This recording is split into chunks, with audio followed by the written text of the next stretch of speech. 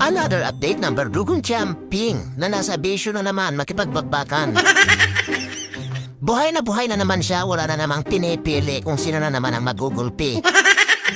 Oh, Champing, halika dito at binilhan pala kita ng cake, hindi ka pa natatapag-blow. Champing, sabi ko binilhan kita ng cake na pang tao, Champing.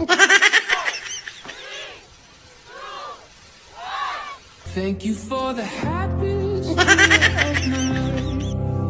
Parang hindi natutuwa. Mamaya-maya nakahanap na naman nga siya ng gugulpihin. At si Cassie na naman nga ang trip niyang bakbakan. Wala stick na Berdugo. Champing! Champing! Wala na lang kapayapaan sa iyo ang mga kasamahan mo, Champing. Lumubay ka. Lumubay ka. Hindi ka lulubay. Tatamaan ka talaga sa ulo kapag pinalipad ko ang tsinelas na ito, tingnan mo. Barakong senyor na naglalaro pa rin ng football. Napakagaling. May exhibition pa yan. Ops! Naagawan ang Berdugo. Si Champing naman ay napakabigat na ng katawan. Hindi na makapagbalintong ng maayos.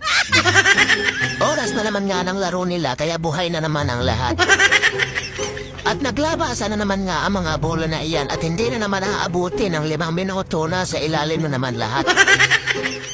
Tuwang-tuwa sila sa mga bola na iyan kaya lang hindi talaga tumatagal, mamaya wala ka nang makita. Kaya ang ginagawa ni tao, panay naman ang sungkit sa mga ilalim sa mga bola na iyan. Nag-aagawan sila sa bola na iyan samantalang sinatnat kontento na dito sa toy na daga na ito. Sinatnat lang ang nagtsatsaga maglaro sa mga nakabitay na iyan. Samantala yung iba panay ang takbuhan at bakbakan. At heto na naman nga si Champing may binabalak mo namang masama kay Cassie. Hindi yan titigil si Champing hanggat sa hindi siya makakuha ng kalaban. Kaya naman sa halip na naglalaro ang lahat ay panira talaga ang Berdugo. Alam niya kung sino ang hindi papalag sa kanya. Maya-maya nagsawa din siya kay Cassie kaya naghanap na naman siya ng bago. At ayan nga pinakikialaman niya na naman ang buntot ni Chito, hindi niya alam na kabantay ang kanyang angkol. Another update ng posa na may lahing aso na si Champing. Nalawit na naman ang dila katatakbo. Ano na, Champing? Halhal ka na naman sa mga pinagagawa mo, Champing.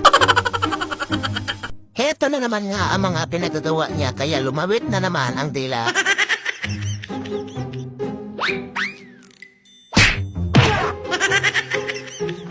Panay na naman ang pagkikipagsuntukan niya kay Cassie. Mamaya-maya nga, ganito na naman ang nangyari. Lalong lumawit ang dila ni Champing. Halos malagutan ang hininga si Champing. Pagod na naman sa kakatakbo, hindi na nagtigil. Ano na, Champing? No. Tinan mo na ang itsura mo na, no? Mukha kang aso. Halhal ka na naman. Wala yan kapaguran pagkapahinga niyan, tuloy na naman ang pakikipagbubugan.